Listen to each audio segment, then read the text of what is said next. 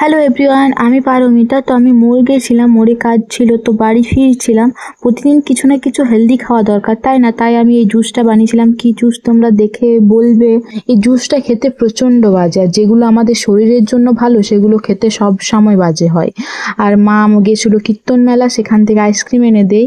তো গরমে ice cream, cold drinks এগুলো খেতে হবেই, কিন্তু তাও আমি আজ থেকে আর খাবো না।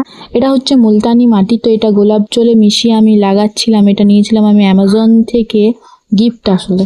আজ থেকে আমি শুরু করব একটা নতুন চ্যালেঞ্জ 7 দিনের। ওটা হচ্ছে একটা ডিটক্স ওয়াটারের।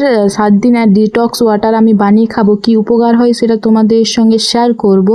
আজকেই শেষ এই চিপস টিপস খাওয়া। এটা হচ্ছে 52 ভোগ, তো কুঞ্জভঙ্গের শেষে এটা দেয়। কেকটি চাইছে আইসক্রিম, তো আমি ফ্রিজ থেকে একটা আইসক্রিম বার করে দিই, তো শিল্পী এসে নিয়ে নেই। তো এই যে আইসক্রিম গোটাটাই নেবে, গোটাটা না পেয়ে রাগ দেখো, এর পুরো চাদর ধরে টানছে, দিয়ে আমাকে একটু আদর করছিল। আমি কাঁদছিলাম, সেই জন্য দেখছো আদর করছে ও মা। তো চলো এখানে আমার ব্লগ শেষ করি, টাটা।